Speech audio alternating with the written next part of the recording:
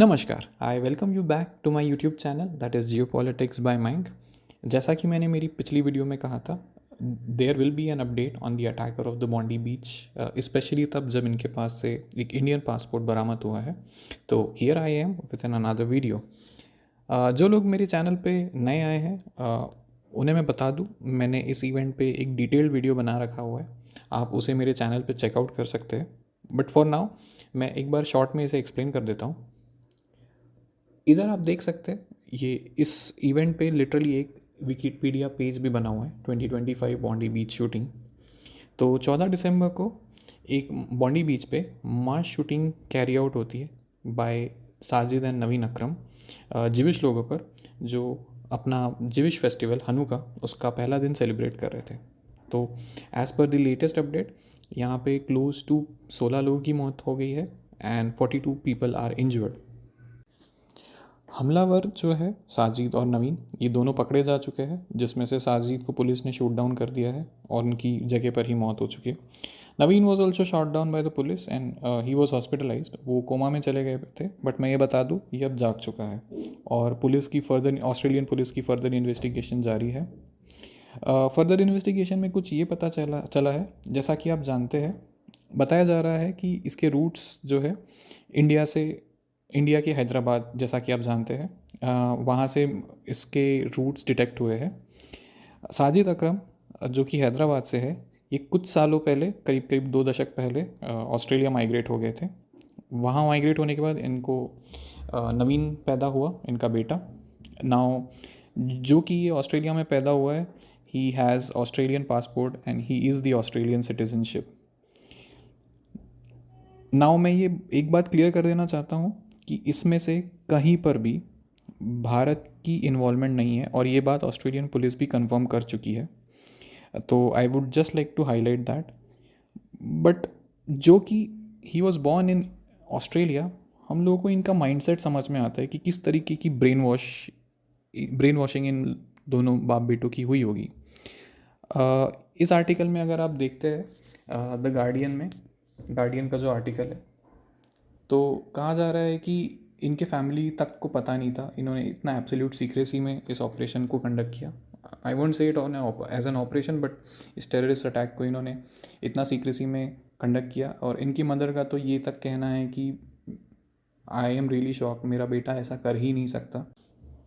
आगे इस आर्टिकल में ये भी बताया जा रहा है कि साजिद और नवीन अकरम, ये लोग ऑस्ट्रेलिया से फिलीपींस गए थे for guns, arms and ammunition training, और वहाँ से बैक टू ऑस्ट्रेलिया ये वापस आए और उन्होंने अटैक कंडक्ट किया।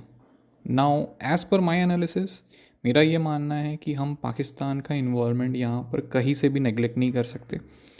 और ये बयान जो है, जो ऑस्ट्रेलियन मीडिया ने दिया या ऑस्ट्रेलियन पुलिस ने जो दिया है कि despite of the person having Indian passport, we confirm that there are no Indian connection, कहीं ना कहीं ये बयान आना हमारे लिए भी बहुत ज़रूरी था। Because you never know, like ये पाकिस्तानी जो मीडिया जर्नलिस्ट है, ये अपने यहाँ पे अपने देश में कौन सा चूरन बेचते होंगे। तो आई थिंक ये एक बहुत ही अच्छी डेवलपमेंट है from Indian stand point of view.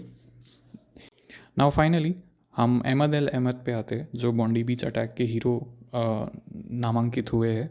मैं अगेन एक गार्डियन के ही आर्टिकल पे आया हूँ। नाउ ये अटैक सक्सेसफुल हो जाता, जैसा कि मैंने मेरी प्रीवियस वीडियो में कहा है, अगर अहमद अल अहमद इस अटैक पे, मौका वारदात पे, अब सूझबूझ से उस अटैकर को न्यूट्रलाइज नहीं करते तो, और मेरा मानना ये है कि कई सारी जाने जाती है और इस अटैक की तीव्रता या मैग्नीट्यूड कुछ और ही लेवल पर होता। नाउ एक इस अहमद अल अहमद के अराउंड ये अपडेट है that he is out of danger right now. इन्होंने कुछ इंजरीज सफ़र की थी इनके लेफ़्ट आर्म में। जैसा कि आप जानते हैं, प्राइम मिनिस्टर एंथनी एल्बनीसी ने इनसे मुलाकात की है और इनकी हालत की जांच ली है। नाउ इनके बारे में एक ब्रीफ बैकग्राउंड ये बता दूं that he is not an Australian citizen. He was the one who migrated from the country of Syria 20 years back.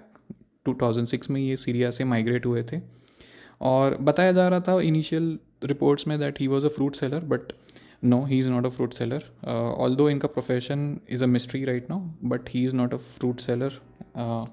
But इन्हें देखकर ऐसा लगता है कहीं ना कहीं कि आज भी इंसानियत ज़िंदा है. Like we have two people of I would say same race, but each performing their own task in a different manner. तो कहीं ना कहीं इनके तरफ देख के आज भी ऐसा लगता है दैट इंसानियत ज़िंदा है. Now he is out of danger, all दो शुरू में ये रिपोर्ट्स आ रही थी कि इनके हाथ को एम्पूटेट किया जाएगा, बट ऐसी नौबत नहीं आई है. Now he is out of danger.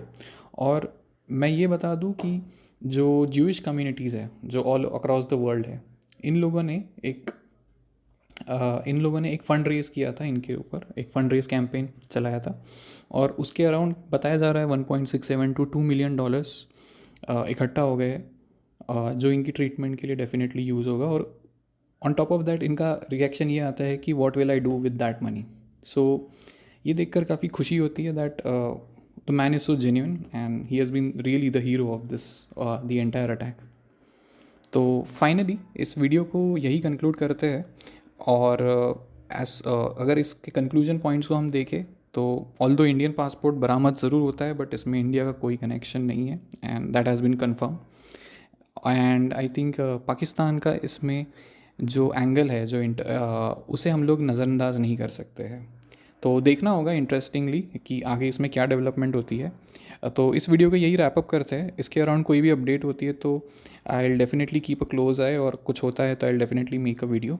सो अब तक आप इस चैनल पर बने हुए हैं और इस वीडियो को देख रहे हैं तो please consider to like, share and subscribe to my video.